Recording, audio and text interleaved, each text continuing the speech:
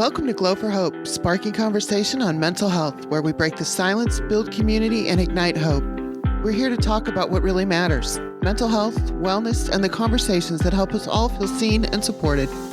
Every episode will bring real stories, expert insights, and practical tools to help you navigate mental wellness and suicide prevention. Because together, we can change the conversation. Let's get started. Welcome back to another episode of Glow for Hope, Spark Conversation on Mental Health. Today, we're joined by Ken Bator, entrepreneur, podcaster, and founder of the POCUA and Public Safety Talk Radio. Through his work, Ken has created an important space for responders to talk openly about the mental health challenges they face, from suicide risks to addiction to PTSI. But Ken doesn't just bring a professional perspective, he also brings lived experience. Having fought and overcome his own battle with alcoholism, Ken is a strong advocate for what it really means to pursue wellness, resilience, and hope. His story bridges the gap between personal struggle and community service, and that's exactly what the conversation will be today. Welcome, Ken. Yeah, thank you, Kelly. Kenneth. Do you Yeah, like Ken or Kenneth? yeah. Kenneth is way too many syllables. You just Ken is fine. I've been called a lot Uh, of different things, but I prefer Ken. uh, well, we're glad to have you on the show today. Let's kind of talk first about the first responder side of things. What Sure. inspired you to create Public Safety Talk Radio and open dialogue around first responder wellness? Well, truth be told, when I started it, launched Public Safety Talk Radio in 2020, the original impetus was because of COVID. We shut down all of the in-person events for the Police Officers Credit Union Association, and I wanted a mechanism not only to get our members involved, but also to continue promoting the credit unions that serve first responders that were part of the POCUA. As you know from our past, the New Media Summit and all the other podcasting things that you and I have done, I have a little bit of experience in podcasting, and I thought, well, while I'm stuck in the house, I could do a podcast. I Mhm. actually know how. And the last thing I wanted to do was just simply give financial education, although we do and have done a lot of that in Public Safety Talk Radio. We always talked about the complete soundness, what we called the soundness initiative at the time, where certainly financial wellness was part of it, but also physical wellness, emotional wellness, and professional wellness. And it just out of natural selection, if you will, as I began getting guests, there were quite a lot of them that talked about first responder PTSI, first responder addiction, first responder suicide.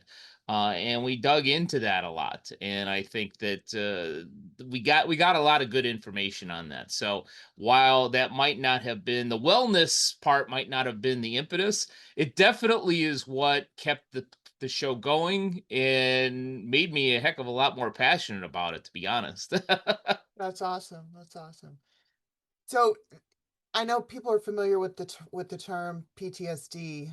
What are you referring to as PTSI? Well, what a lot of first responders and a lot of wellness experts in the first responder field have chosen to use the term PTSI over PTSD. PTSI is post traumatic stress disorder. And that kind of suggests, well, you have a disorder, you're screwed for life, try to live with it. PTSI is post traumatic stress injury, and I actually agree with that line of thinking because an injury, I mean, truth be told, and this is kind of a joke, I went to the gym before our little podcast here and shaved my head and cut the back of, of my neck in doing so.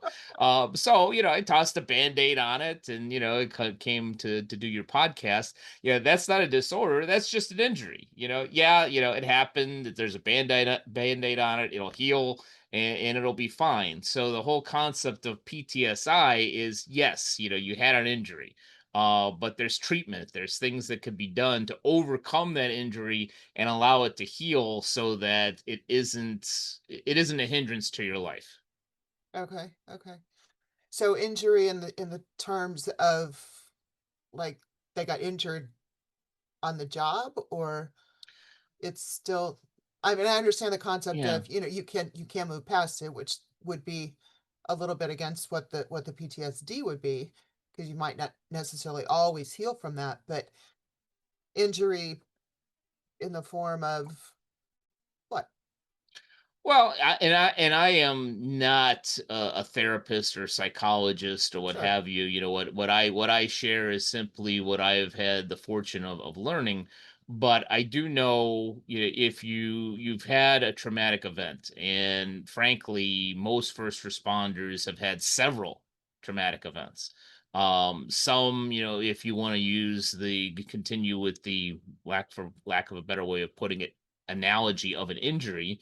If you see a huge car wreck and three kids, died in that wreck, and you had to take those bodies out of there, obviously that in and of itself is a traumatic event, and psychologically, you could be injured by it. Well, there's ways to overcome that. What I've also seen or heard about is sometimes it's not one incident, sometimes it's just cumulative trauma. Mm-hmm. I had the pleasure on Public Safety Talk Radio to talk to a retired EMT and firefighter, and she talked about her PTSI, and she talked about it wasn't just one incident. And frankly, she went from one gory incident to another gory, case and so forth, and never felt anything about it until much later in her career, when all of those things just kept building on each other. Mm-hmm. There's trauma in just taking a child out of a burning building and having their flesh literally start falling off of them. There's trauma in going to, one car accident where somebody has a severed limb and so on and so forth. And maybe you're able to deal with that one incident, but several of those incidents is what causes the injury. And there are many ways that, many therapists and psychologists would probably do a better job of telling you of how to overcome that in the future. Okay. Thank you. So, in your experience, what are the most common but least talked about struggles police officers and first responders face when it comes to mental health? Well, I was never a first responder, so this is just simply my vicarious opinion of having the pleasure of talking to a lot of police officers, a lot of firefighters. And what I hear the most is probably the pushing down or ignoring of Mm-hmm. issues. Some will say that, maybe they had a career where they never necessarily had one huge traumatic incident, but they had several small traumatic incidents. And a lot of male first responders, especially a lot of male police officers, they think to themselves, well, I'm going to protect my family, so I'm going to keep this to myself. Yeah, I'm not going to share this when I come home. My Mm-hmm. wife, my kids, they don't need to hear about what happened today and how bad it was. And while that may be with all good intentions, what you're doing is you're allowing those things to build up, and then they come out in other ways. And sometimes it doesn't necessarily take, hey, I need, 52 weeks of therapy. Sometimes it's just, having a conversation with somebody that understands. Maybe it's a couple of conversations with one therapist. Maybe it's some kind of a support group. I don't know. I can't diagnose that, but generally trying to keep tamping that stuff down Mm-hmm. and not acknowledging it, not dealing with it, is probably the most common, whether you want to call it mental issue or however you want to diagnose it. That's probably what I hear the most. Yeah, I could see that. They're not wanting to bring the work home with them, and Well, bring other people into the mix, and bring them down as well, and it's so much more healthy to talk about it with yeah, someone. yeah, exactly. And this is probably kind of a side note, but I think it ties into to Glow for Hope. is sometimes you're dealing with something, and maybe you don't want to burden your spouse or your closest significant other with it. Mhm. Yeah, I can understand that to a certain extent. But and great woman, her name is Vicky Newman. She runs How to Love Your Cops. Has written several books. Is married to a retired CHP officer. She made a good comment once where your first responder spouse comes home, and something's wrong. Mhm. Something's bothering them, and you say, "Are you okay?" Much like, for those folks that, I know, my shirt says, "Are you okay?" I know this is just audio, but video, but you ask the simple question, "Are you okay?" And the spouse says, "Yeah, I'm fine. Just leave me alone," or whatever. Yeah, "No, I'm good." And you know that they're not okay. And while you're trying to protect, the people in your family and that are closest to you, it's okay to say, "You know what, I'm not okay. I had a rough day. It has nothing to do with you, and I apologize if I'm a little bit off kilter or if I'm snappy or what have you. Yeah, trust me, it's not with you. I really don't want to talk about it right now. I just need a little bit of space." Yeah. And what that does to your spouse is nothing but positive. Is that okay? I can understand you had a rough day. I appreciate that it's not me, because that's the worst thing that happens, and that's where I see a lot of marriages go down the tubes, because they think, the spouse think, "Oh, well, what did I do? Did I leave the cap off the toothpaste again? Did I put the toilet paper roll where it's going in instead of coming out?" And that's why he or she is pissed at me. It's like, okay, it's not me. I can understand how somebody is not doing well, and I'm not going to force it. I'm going to give that person space, and also be happy that it's not a problem with us, and I could be more understanding then. Yeah, I like that. That's good. And you talk about people saying I'm fine. I've shared this on our social stuff before, but I learned an acronym a while back on the word fine is feelings inside never expressed. Hmm. I hate when my kids tell me I'm fine. I will never ever accept that answer from anybody anymore. Yeah. And one of the things that we try to do with Glow for Hope is just to ask, how are you feeling today? How are you really feeling today? And hope that people don't just give you that. We're so robotic about Yeah. these niceties that, oh, how you doing today? I'm fine. Okay, good. Do you really care when you ask somebody that question? And Yeah. and you should. Yeah, I even joke with, some folks, sometimes it takes some of the waitresses aback when I say that. And they say, "How you doing today?" I said, "Well, do you want the ubiquitous I'm good, or do you really want to hear about it?" And most of the time, ironically, I get it's like, "Well, sure, you want to talk." But sometimes I get somebody who's, a real empath, and they're like, "Oh no." And I'm like, "Really? I really am good. Can I put in my order, please?" Uh, so how do stigma and culture within the first responder professions impact their willingness to actually ask for help? Well, it's the obvious. I will say this. I launched Public Safety Talk Radio in 2020, and I've seen the acceptance of at least the concept of officer first responder wellness really get embraced in a lot of departments. I've seen it here. I live in Long Beach, California. I've only met the chief of police here a couple of times.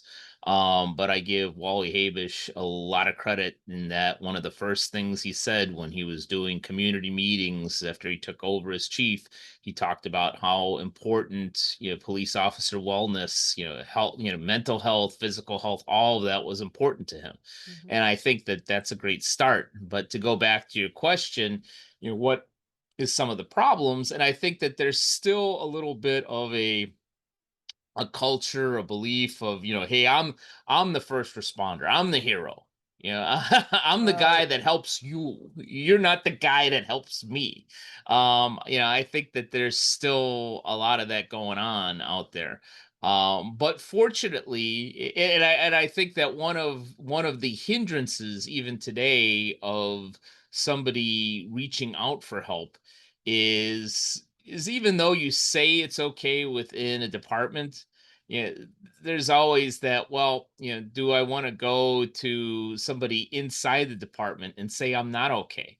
And Hmm. possibly have my gun taken away, have my badge taken away, not be able to, ride on the fire truck, today because, the chief or the captain says, well, that's okay, but, we're not comfortable having you go to the burning building then, so, you think about that. It's a And I valid point. think yeah, and I think part of the solution, and I see a lot of this out there now, which I think is great, is there are so many outside phone numbers, whether it's the Wounded Blue for officers, and there's a number of first responder type toll free numbers too, where you can actually talk to another first responder and say, Hmm. hey, this is what I'm dealing with.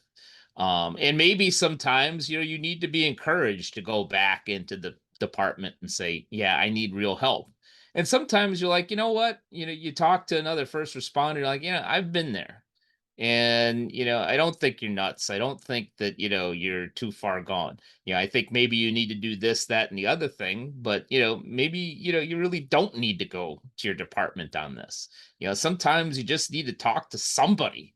And I think, to your whole mission of Glow for Hope, maybe you don't want to talk to your mom or dad, or you don't want to talk to, your friend, or you don't want to talk to, maybe there's a cousin 3 times removed that, can share some things that you could share some things with. Maybe it's a counselor, maybe it's a complete outside source that can look at things in a different way and say, you got some things you may have to work on, but you know what? We've all been through it. You may not be okay, but you can get better. Hmm. Sometimes just having that conversation with somebody is just the only thing that you need at first. Yeah, the validation is so important. And so, well, you might have already answered this, but I'll ask you because I'm sure you I have another. probably I'm did, sure but you have another if you story you can yeah, if share. you didn't yeah, if you didn't pay attention to it the first time, yeah, we'll talk about it again. That's fine, Kelly. Can, can you share for, for us? for for the audience, Kelly and I have known each other for a while, so we could bust each other's chops a little bit. Anyhow, back to your question, Kelly. Yeah, we won't mention that he's a Blackhawks fan. So, can you share a story or example when you've seen conversation make the difference for someone in uniform? Yeah, I can. I will tell you that it's always been vicarious, but I've seen people go to How to Love Your Cop events, people go to Wounded Blue events, people go to cops events, people go to first responder conferences, so on and so forth, and they just hear somebody speak. And and Randy Sutton, the founder of the Wounded Blue, will tell you many of these stories, in that somebody will be at an event and say, because I heard you speak, I'm not going to go and commit suicide. I'm going to go and get some help. This was rolling around in my head and I've been struggling with it for a long time.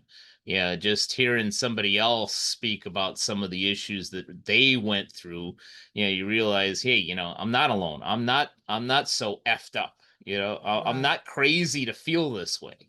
So now that I know that, I'm not beyond helping, yeah, maybe I'm gonna go and get that help now. So there's been tons of those stories out there. Nobody's ever come to me personally and said, "Hey, something you said, really, really saved me." I would hope that some of the episodes that we put out at Public Safety Talk Radio, unknowing to me, that somebody listened and actually got the help that they needed right from the episode, or maybe encourage them to go get the help that they need. I have no doubt that they have. And it is, I've commented several times about how, we go to these events and stuff, and I'm sure Randy would have the same view. they might catch a glimpse of our literature or something like that, and they see the word suicide, and it's, they just kind of shy away from it, just keep walking or whatever. But those right people, and we have people that, because they know it's a safe space, they can come up and share their story. Right. And it's even going back to what we were talking about earlier, one guy that, he didn't want to burden his mom Hmm. about the things that he was feeling with regard to his brother and dying by suicide, and so he didn't have anybody to talk to about it, and he shared with us and felt so much better afterwards. So it just one ear is all the difference it can make. um Yep, and definitely could be at the very least the start to something better. Absolutely, absolutely. So switching gears a little bit here, you've spoken openly about your battle with alcoholism. What what was the turning point for you in seeking help? Oh, well, there are probably several turning points. You want to talk about me waking up in an alley? You want to talk about to me waking up on the floor of the bathroom of my hotel room with blood coming out of my nose? Yeah, I got plenty of You pick your stories, but story. yeah, it was one of those types of incidents where, again, it was just simply, what am I doing? Um and my wife and my dad, just said, Are you gonna finally get yourself some help?" And I just remember, the real point, the incident is almost irrelevant. But I think the most important point is, I think all of us that are addicted to something, whatever the heck it is, alcoholism, drugs, porn, gambling, food, fantasy football, whatever it is. I probably have that last addiction, but I'm not going to do anything about that. But, but whatever it is, I think sometimes, we just get a moment. In my moment was, what, I'm out of control. And I thought to myself, I don't want to be out of control anymore. I want to get back to control, to be able to, not be embarrassed the next morning, to not, make excuses, to not try and cover up what I did the night before. As many addicts, that I've heard in many meetings talk about, I think we all have some version of the story of waking up the next morning not remembering what exactly happened, and going through all the receipts in your pocket, trying to piece together, what did I do? How much did I spend? Where did I go? And yeah, I just didn't want to wake up in any more alleys. I didn't want to wake up, after breaking my nose, in a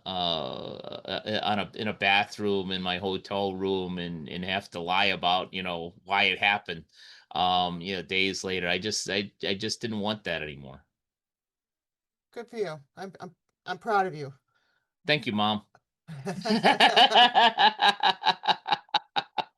How do you see the link between substance use and mental health, especially when it comes, in the high stress positions or professions like police work and first responders?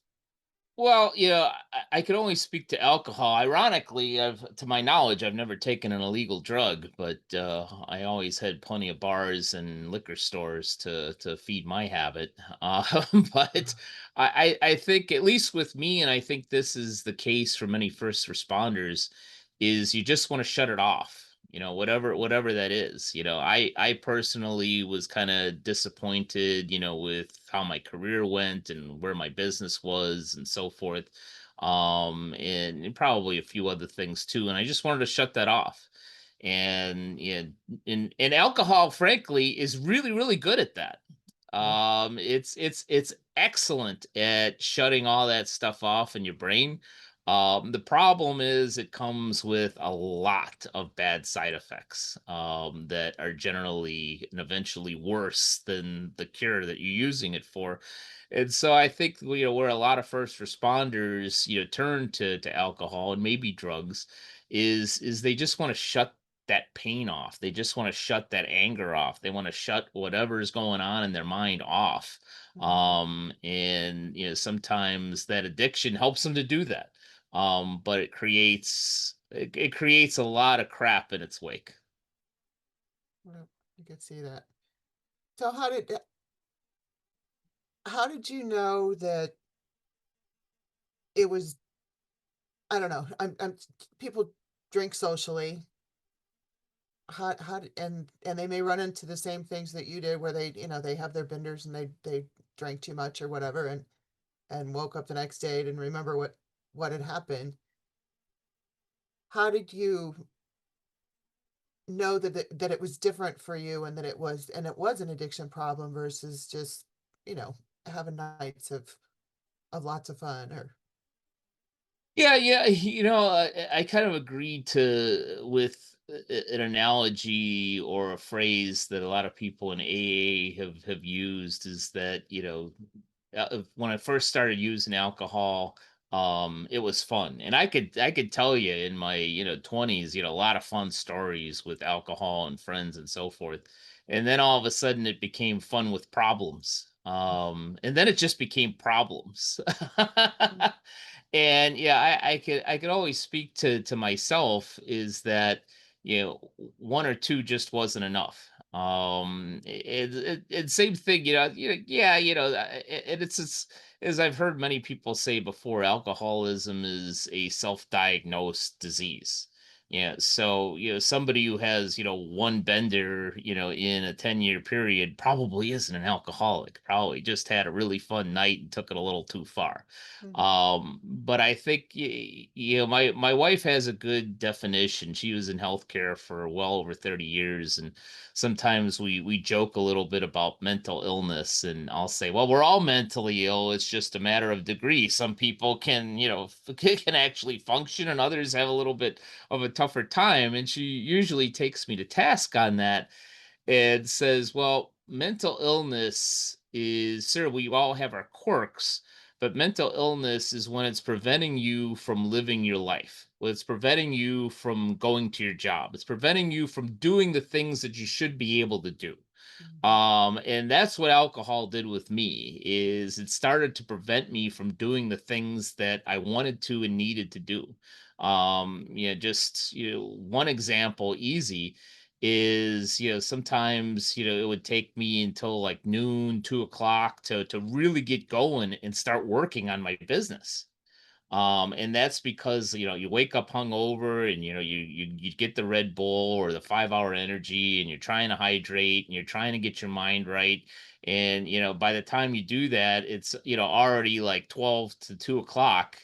And the first thing you're thinking of is, hey, I'm feeling better now. Maybe I should go take my laptop to the bar, grab a sandwich and a couple vodka sodas on top of it. mm. Yeah, so yeah, it's the preventing of you to be able to actually live your life the way you should and the way you want to, if that makes sense. It does. It does. So many people still believe that addiction is purely kind of like a personal failing. Would you say that to be true? Well, I'm going to give you an interesting answer. The short answer is no, I don't think it's a personal failing. I think that there's a lot of there's a lot of research out there about alcoholism and other addiction of being hereditary. I think that, much like you have a cancer gene, you have people that have more of a proclivity to addiction than others. You have people certain people that have more of a proclivity to alcoholism. There are some people that have a more of a proclivity to getting cancer or what have you, and that's unfortunate. So I don't think that it's um, I don't think that people set out in their life hey, I really want to be an addict when I grow up. um Yeah, so no, and I believe in second chances, and I believe in people being able to get the help that they need. But I also believe in, a little bit of tough love too, and I say this, I've said this on public safety talk radio, at least a half a dozen times. Yeah, in the first responder world, that's great that we're embracing this whole "Are you okay?" and the ability to say, "Yeah, I'm not okay." Yeah, the ability to say, "Yeah, I am an addict." The ability to say that I do have a problem. But if you're going to accept that and embrace it, you can't sit there. Mm. You do something about it. Go and get the help that you need. And I think, and my sponsor and I have talked about this, about AA. And don't get me wrong, I love AA. I don't think it's for everybody. I think that there's probably 1,000 different ways to get sober, and AA is one very viable one. But one of the aspects of AA is, okay, you're sober for 30 days and you fall off the wagon. Well, we'll embrace you back, and we'll start you off again from the beginning and give you a new chip. And it's like, okay, 6 months sober. Hey, that's great. It's like, oh, you fall off the wagon again. Oh, well, you can come on back. And I don't have a problem with that, but at some point, you have to say, all right, well, you've acknowledged you have a problem. At what point are you going to continue to get the help and stay better and Mm-hmm. stay sober? It's not a popular opinion, but these third, fourth, fifth, sixth chances, at what point do you say, all right, you need to take some personal responsibility for your own recovery. And frankly, if you did fall down a second or third time and you go back to the same treatment, maybe you need to do something different. The whole ubiquitous line of insanity is really doing the same thing and expecting a different result. Maybe AA didn't work for you. Maybe you do need, drugs, to do something to help your mental health. Maybe you need to go see a psychiatrist or a therapist. Maybe you need to be part of another program like Life Ring or whatever have you. There's plenty of them out there. If what you're doing in your recovery, and you take your recovery seriously, and you realize that you're in charge of your recovery. Mm-hmm. Yeah, and I think that's an important point. The my sponsor isn't in charge of my recovery. You have to My be doctor, accountable. You have to be accountable to yeah, yourself. my doctor isn't in charge of my recovery. My wife isn't in charge of my recovery. I'm in charge of my recovery. So if whatever I'm doing isn't working, then I need to do something else, Mm-hmm.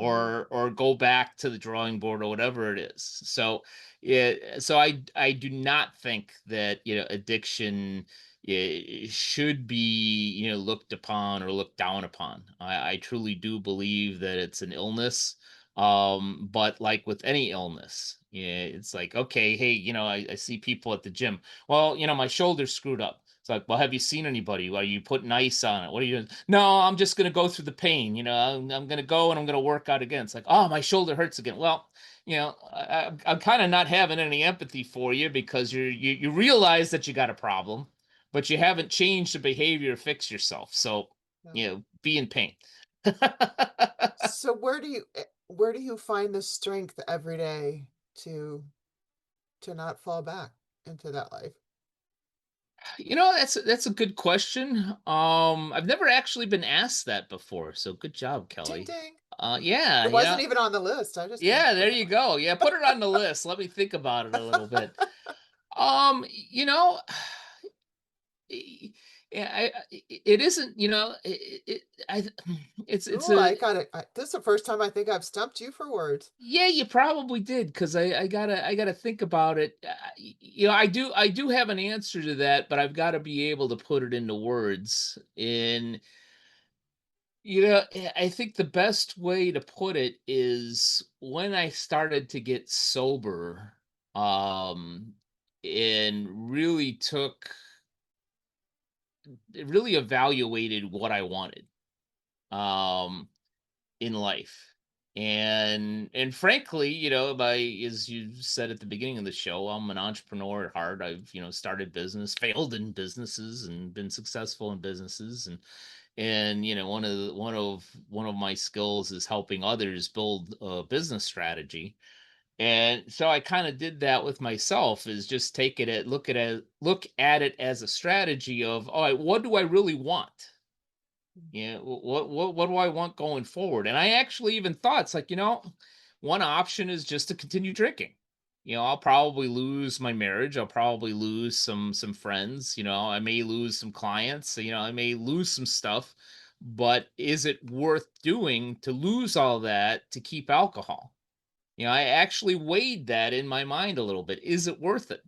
And like, yeah, maybe not. It's like, what do I really want? Do I want to embrace alcohol? Do I want to embrace that lifestyle, or do I want something else? And then I just kind of realized, what I really want is peace. Mm. Yeah, that's what I want. I want peace. I want to be able to wake up and not have to look at a crap load of receipts to figure out what I did.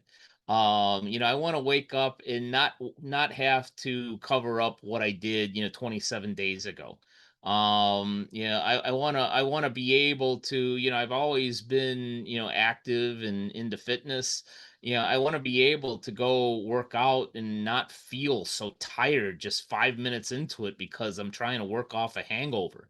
I want that peace. I want, that ability to just say, hey, you know what? I feel good today.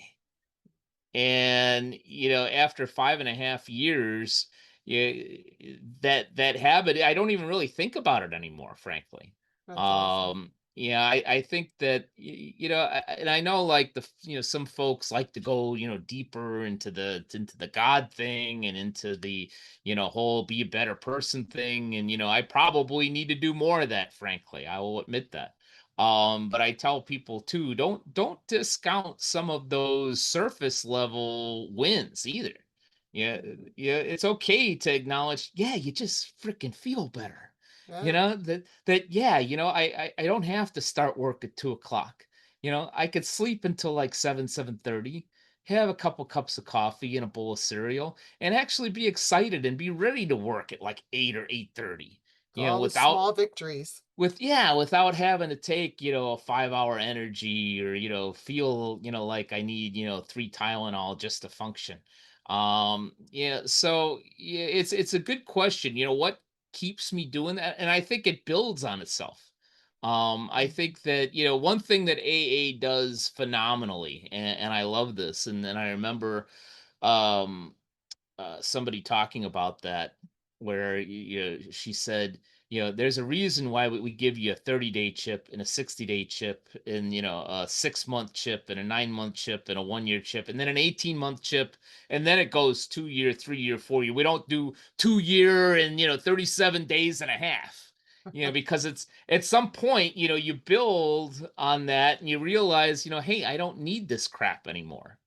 And that's what I think it's been to me. And they'll kind of close, my rambling answer to I'll give you credit for a very, very good question, Kelly. Thank you. But to kind of close my answer to that is, one of the things I would say about 6 months to even 2 years in, yeah, I didn't miss the vodka, I didn't miss the beer, I didn't miss the tequila, I didn't miss a lot of the stuff.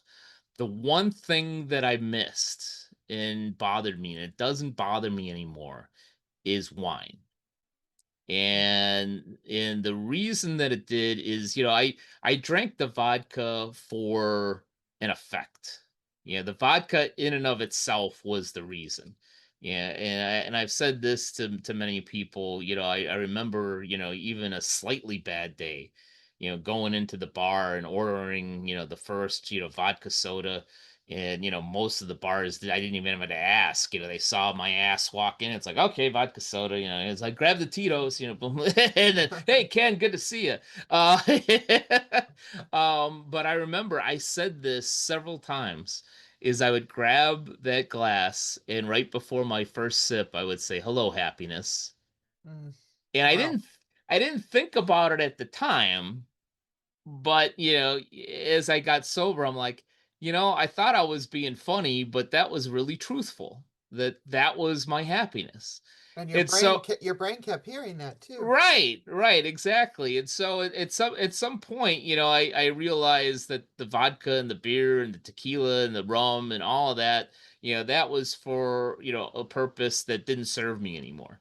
But I always really, really, and that was hard because red wine, that was something that I shared with friends and family at dinner tables and at holidays. And I used to go with my wife's family wine tasting in Central California all the time, and the wine wasn't the purpose.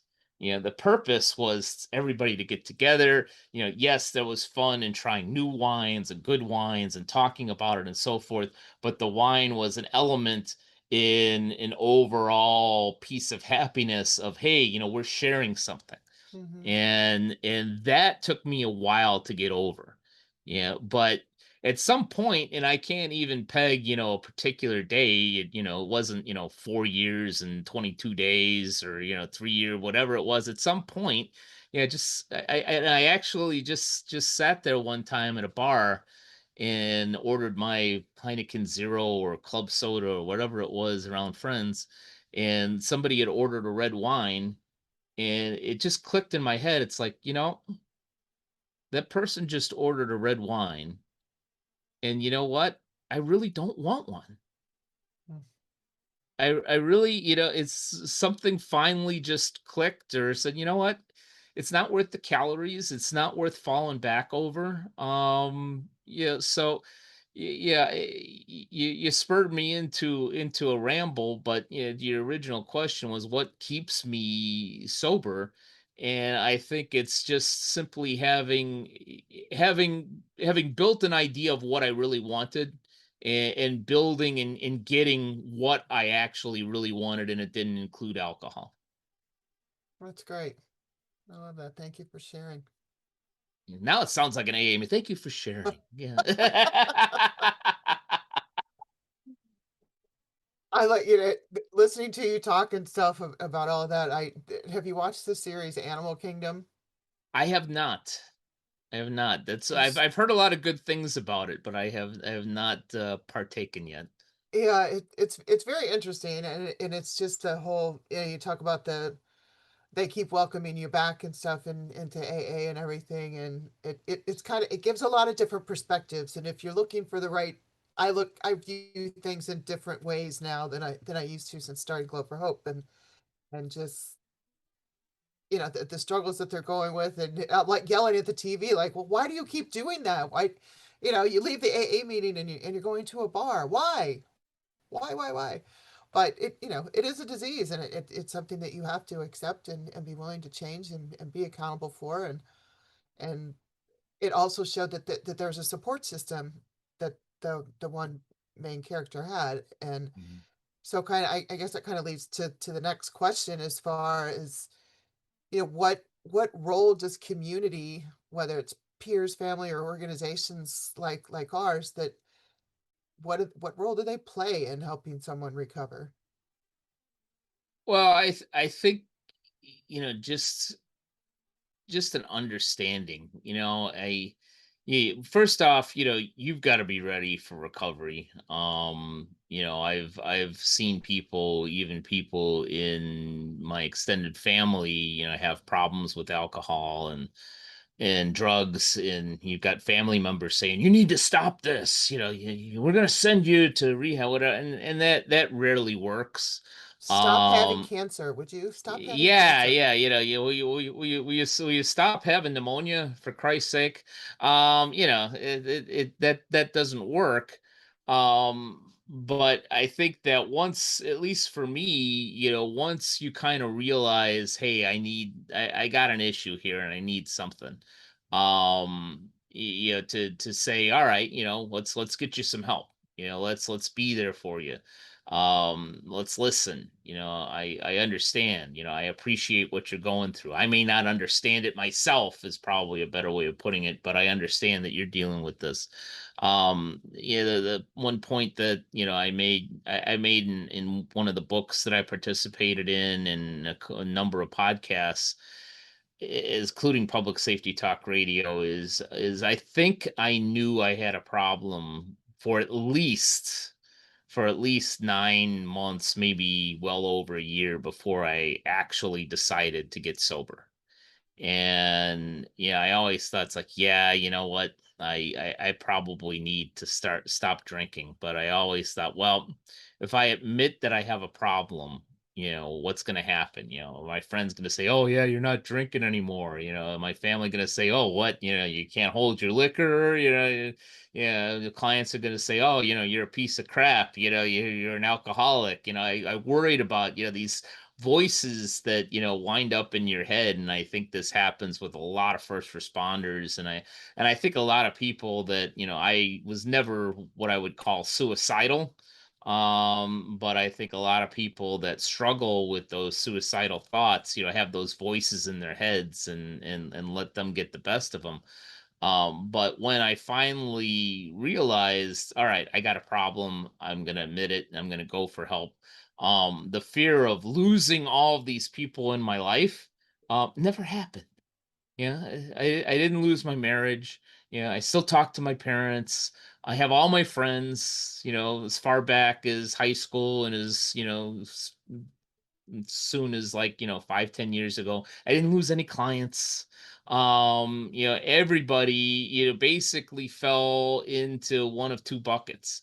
Most people said, wow, okay, you got a problem, glad you're getting the help that you need. Is there anything that I can do?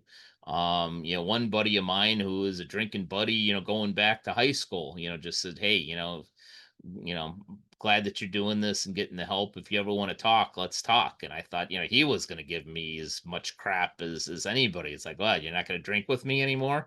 No, it's Yeah. like, okay, I get it. If you just want to talk, we'll talk. Yeah. And then the other bucket was just apathy, which was fine too. Nobody berated me or anything. They just says, okay, well, you're not drinking now. I'm gonna have a beer. You want a club soda? It's like nobody really cared that I wasn't drinking. It didn't keep them from doing what they wanted to do. They were like, okay, you're not drinking now.